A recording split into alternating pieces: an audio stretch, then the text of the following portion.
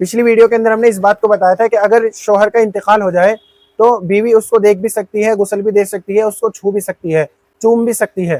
اور اگر بیوی کا انتقال ہو جائے تو شوہر نہ دیکھ سکتا ہے، نہ چھو سکتا ہے اور نہ غسل دے سکتا ہے۔ تو دیکھیں اس میں دو باتیں تو ٹھیک تھی، ایک بات غلط تھی۔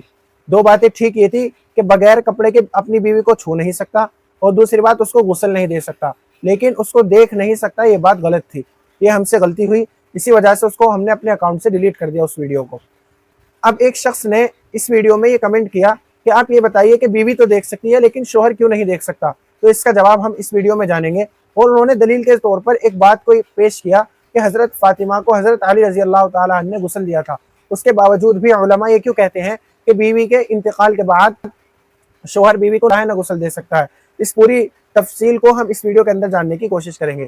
تو چلیے ویڈیو شروع کرتے ہیں۔ بسم اللہ الرحمن الرحیم۔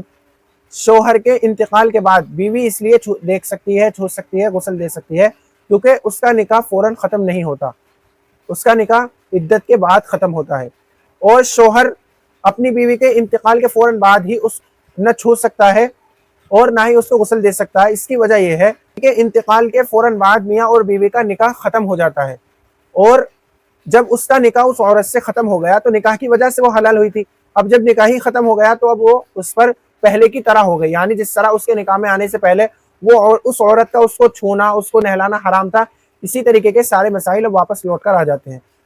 اب رہا مسئلہ اس حدیث کا جس کو کمنٹ کے اندر دلیل کے طور پر پیش کیا کہ حضرت فاطمہ کو حضرت علی نے غسل دیا۔ تو دیکھیں اس کا جواب یہ ہے کہ حضرت علی نے براہ راست غسل نہیں دیا تھا، بلکہ جن عورتوں نے حضرت فاطمہ کو غسل دیا تھا ان کی مدد کی تھی، یعنی پانی لا کر رکھ دیا اور دیگر سامان تختہ وغیرہ لا کر رکھ دیا۔ پھر فقہا اس سے آگے بڑھ کر یہ بات بھی لکھتے ہیں کہ اگر مان بھی لیا جائے کہ خود براہ راست حضرت علی رضی اللہ تعالیٰ عنہ نے ہی ان کو غسل دیا تھا تو یہ حضرت علی کی خصوصیت سمجھی جائے گی۔ اس سے یہ مسئلہ نہیں نکالا جا سکتا کہ ہر شوہر اپنی بیوی کو دیکھ سکتا ہے، غسل دے سکتا ہے وغیرہ وغیرہ۔ آپ کے ذہن میں اس تعلق سے اور کوئی بات ہے تو آپ ہمیں کمنٹ کر ہم سے پوچھ سکتے ہیں۔